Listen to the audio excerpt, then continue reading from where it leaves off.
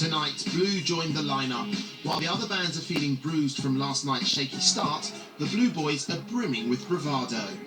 One love is all we need. And not taking their one and only stage rehearsal as seriously as perhaps they should.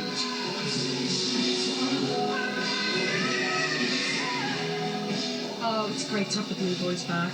I think they just bring that added energy. Outside the venue, it seems old boy band rivalries run deep.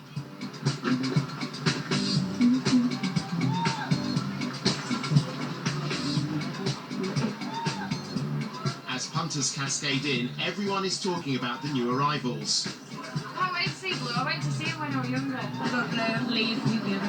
Yes. I love Simon. I love Simon. But the latecomers are more concerned about Barnet behaviour than their first arena performance. Tresses tousled to perfection, Blue are ready to hit the stage. It's that anticipation, everyone's waiting for Blue. And then when Emily Peters, the voice over, was like, Blue! It just erupts. We were like, oh my God, we are back again.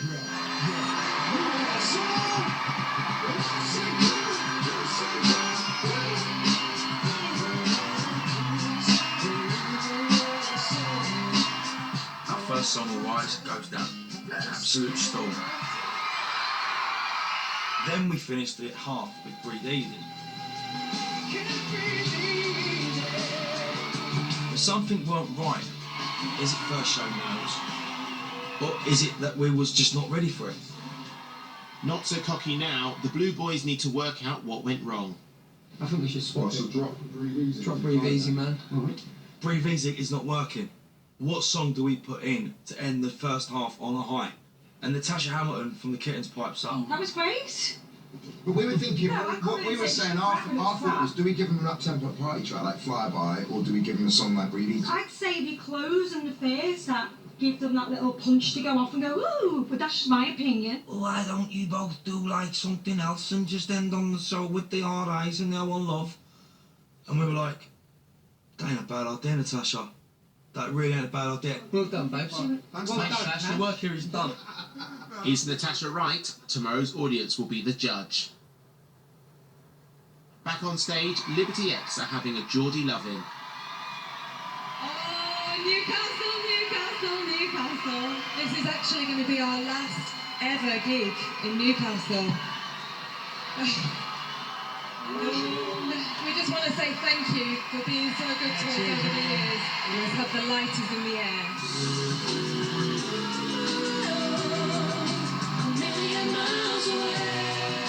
I'm on stage, thousands and thousands of people singing our songs, and I'm thinking, God, I'm going to miss this too.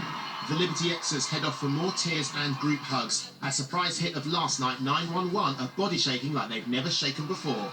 Busting it, it's coming up to back somersault time, and I think, yeah, I'm confident with this now. And then bang, Spike suddenly does his boost. He falls over, twisting his ankle. Some of the pain comes back in my ankle. Can't believe he just shot straight on my body. And it seems like slow motion. When I look down at him, I'm thinking, shit, what's going to happen here? I'm on the floor there, lying there, as if I'm there for like 30 seconds flapping about. I could tell he was in agony, and he walked by me saying, I've really fucked my ankle this time. I hobble off stage, I'm in a lot of pain, thinking, I will never be as embarrassed as this again in my life. Not only have we got this dilemma to deal with Spike and his ankle and stuff, I've also got a dilemma that I've got to deal with, because obviously if they turn around and go, right, well, Spike can't do it, I'd rather just be on the stage on my own and just do a dance-off on my own than dance there with Lee, because he's just embarrassing. I was shy tonight doing it. Sometimes I can do it alright, but I've done it for 12, 13 years, so I don't... Too many times, just don't do it. I mean, fair play, he's having a go at it, but it's kind of like a rabid monkey.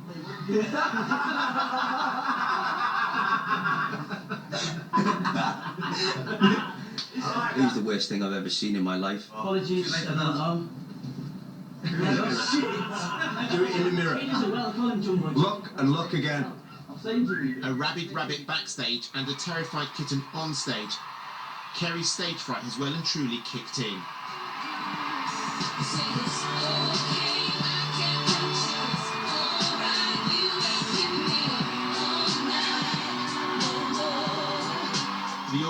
have enjoyed it, but Kerry certainly hasn't. That's the worst performance I've ever done, ever. The problem seems to be poor confidence, not poor performance. It's not, I'm just keep fucking out. Well, we'll change it, I know she thoroughly enjoys it, but every now and again she goes, wow, this is really weird. And I think sometimes she tries to convince herself that this isn't what she does anymore. Because, you know how you said that you're more like me, how I used to be? You said that. Don't try counselling me, Elizabeth. I'm not counselling you. I'm not. Just listen to what I'm saying. And I've had this thing where everyone says to me that I try and convince myself that I've done something wrong, just so I don't have to like give myself credit for doing well on stage. And that's exactly what you do. I know. It's something I've had for my whole life. It's not going to go just like that. It will get there. I will eventually. But Martin, that medley, I fucking hate it with a passion. I don't like doing with a fucking passion. With a fucking passion. Put that on your primetime TV. With a fucking passion. Spike's ankle is giving him serious jip. Is this early retirement for the body shaking? Unable to walk, he's forced to concede that his night's over.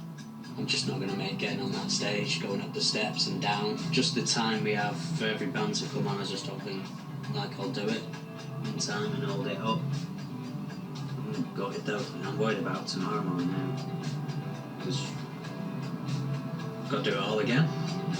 No partying for Spike tonight, it's bedtime. Doctor's orders.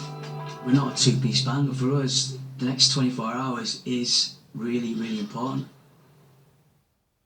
As a new day dawns, the big reunion is Scotland-bound. Lee, Jimmy and a drugged-up Spike have jumped the bus to attend a personal appearance in Aberdeen. Meanwhile, the rest of the bands head to Glasgow in glorious sunshine. This bus is too hot, man. We need to chill. I feel the smell on the buses because we're all sweating. Yeah, but I think you need it, darling. The fact that the toilet doesn't smell good out there, is it? Looks like we're in a greenhouse. We are in a greenhouse. Everyone's moaning.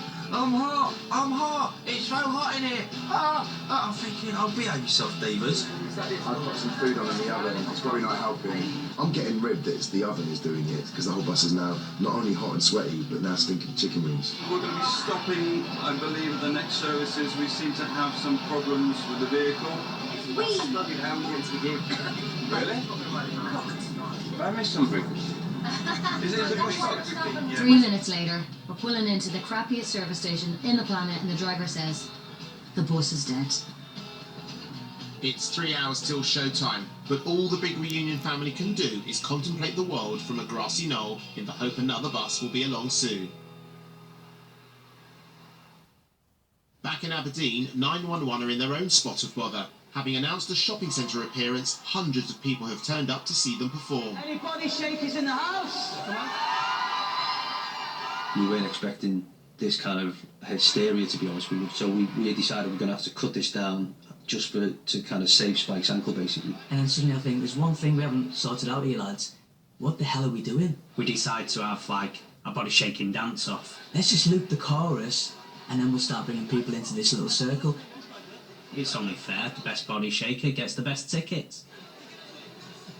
Spike, you know, to his credit, kind of did it, but I think he was still in a lot of pain. 6, 7, 8. Yeah! The buzz is everywhere. It just feels that we've got that interaction again with the crowd that we haven't had for so many years. What people ask me now is, can you do body shaking? More than what they used to. I'm like, what do you want me to do? Stand in a supermarket shaking me bits? Right then, I think John's a winner! Lucky John is coming to tonight's show, but will there be anything to see? Spike can't bust any serious moves. And back on the Hillock of Doom, the rest of the bands aren't going anywhere. So our nice little picnic on the grassy bank turns into sort of more than an hour of waiting for our new bus, and time's ticking. We need to really crack on. At last, it might not have their faces on the side, but at least the engine works. In many ways, this is better. How? And we sort of take what little belongings we have, like some kind of refugees, and walk onto the next bus, and away we go. At this point, to be honest, I don't know if tonight's going to happen. Can we do it in time? I hope so. Coming up, the audience are waiting, but is the big reunion going to make it? And is this it for 911? dance with that twat on stage who just doesn't have any rhythm.